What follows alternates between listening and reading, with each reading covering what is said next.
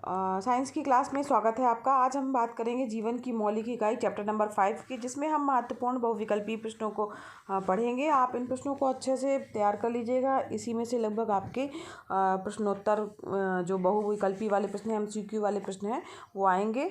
तो यहाँ पर पहला इंपॉर्टेंट क्वेश्चन जो है, क्वेश्चन नंबर 2 है कि माइटोकॉन्ड्रिया में ऊर्जा किस रूप में बनती है। तो यहाँ पर इसका सही आंसर जो है वो है आपका ए नंबर का विकल्प, ATP के रूप में जो है वो बनती है।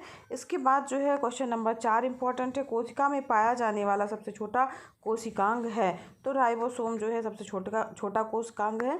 यहाँ पर सी विकल्प इसका सही है। इन क्वेश्चनों को बच्चों आप फेयर कॉपी में ज़रूर नोट कर लीजिएगा और अच्छे से तैयार कर लीजिएगा।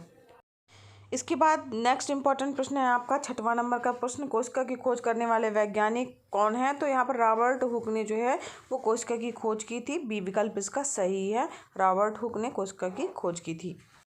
इसके बाद बच्चों कोशिका का ऊर्जा ग्रह कहलाता है। 9वां क्वेश्चन इंपॉर्टेंट है, वेरी इंपॉर्टेंट है।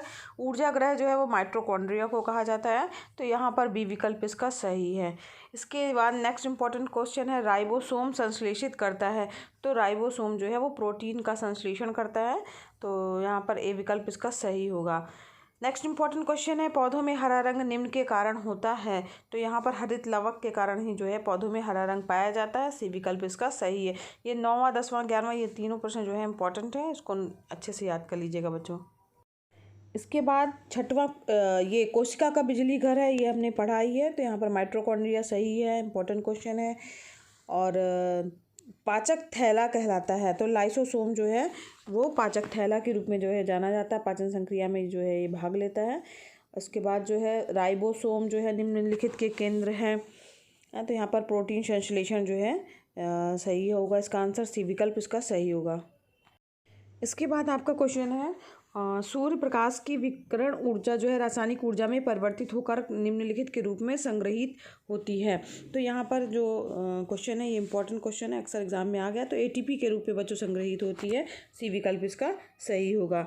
इसके बाद नेक्स्ट क्वेश्चन है, माइटोकॉन्ड्रिया में ऊर्जा किस रूप में बनती है। तो यहाँ पर ये भी आपको पता ही है कि किसके रूप में बनती है, ATP के रूप में बनती है। तो यहाँ पर जो है इसका आंसर सही यही होगा। इसके बाद प्रश्न इंपॉर्टेंट है, क्रोमोसोम मुख्यतः बने होते हैं। तो DNA के बने होते हैं, डी विकल्प इसका सही होगा। नेक्स्ट इंपॉर्टेंट क्वेश्चन है, जंतु कोशिका में अभाव होता है। तो जंतु कोशिका की यहाँ अगर हम बात कर रहे हैं तो यहाँ पर क्लोरोप्लास्ट का अभाव होगा, ये केवल पादप कोशिकाओं में पाया जाता है। ठीक है, तो यहाँ पर जो है इसका डी विकल्प सही होगा। फिर नेक्स्ट है, हरे टमाटर लाल क्यों हो जाते हैं।